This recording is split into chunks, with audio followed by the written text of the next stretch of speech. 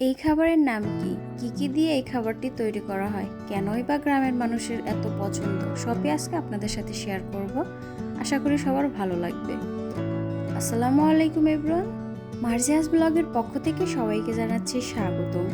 তো আজকে আমি আপনাদের সাথে শেয়ার করব গ্রাম বাংলার খুবই বিখ্যাত একটি খাবার, যেটা গ্রামের মানুষের খুবই পছন্দ। আর এই খাবারটা এখন কিন্তু খুবই কম পাওয়া যায়। আর এই খাবারটি তৈরি করতে আমাদের লাগবে প্রথমে গম। এখানে জব দিয়েও কিন্তু তৈরি করা যায়। সাথে লাগবে চাল আর লাগবে তিল। সবগুলো উপকরণ খুব ভালোভাবে ভেজে নিতে হবে। চালটা ভেজে নেওয়ার পর গমটা ভাজা হবে। তিলটা আগে থেকেই ভেজে নেওয়া হয়েছে। আর এই গম ভাজি খেতে কিন্তু অনেক ভালো লাগে, আর গমের পায়েস রান্নাও কিন্তু অসাধারণ লাগে। এই তো গম ভাজা কিন্তু আমার হয়ে গেছে। আর ভিডিওর মাঝখানে আমি সবাইকে অনুরোধ করব, যারা আমার পেজটি এখনও ফলো করেননি প্লিজ পেজটি ফলো করে পাশে থাকবেন এবং লাইক কমেন্ট শেয়ার করবেন।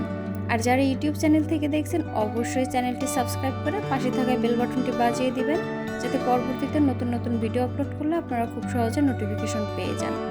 আর যারা অলরেডি সাপোর্ট করেছেন তাদেরকে অসংখ্য ধন্যবাদ। তো এই তো আমাদের গম ভাজা শেষ। আর এখন এখানে ঢেঁকিতে এই গমগুলা চাল, গম এবং তিল দিয়ে এইভাবে ঢেঁকিতে পাড়ানো হবে। তো এইটা কিন্তু আস্তে আস্তে একদম গুঁড়ো গুঁড়ো হয়ে যাবে। গুঁড়ো গুঁড়ো হলেই কিন্তু আসল খাবারটা তৈরি হবে। আর এই খাবারটার নাম কি সেটা কিন্তু অবশ্যই কমেন্টস করে জানাবেন, কোন কোন জেলায় কী নামে বলে। তো আমাদের কিন্তু এই খাবারটার নাম বলে ছাতু।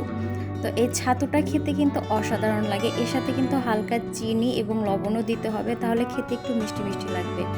আর এদিকে অলরেডি কিছু ছাতু হয়ে গেছে, আর বাকিগুলোও কিন্তু তৈরি করা হচ্ছে।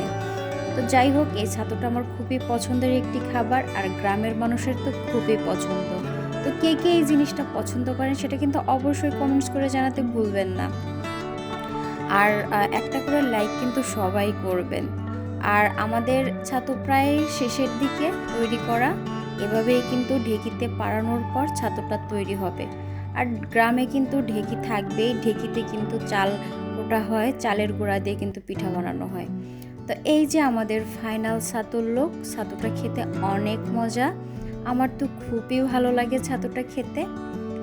তো আজকের ভিডিওটি এ পর্যন্তই। দেখা হবে পরবর্তীতে নতুন আরেকটি ব্লগ ভিডিও নিয়ে। ততক্ষণ পর্যন্ত সবাই ভালো থাকবেন, সুস্থ থাকবেন। আল্লাহ হাফেজ সবাইকে।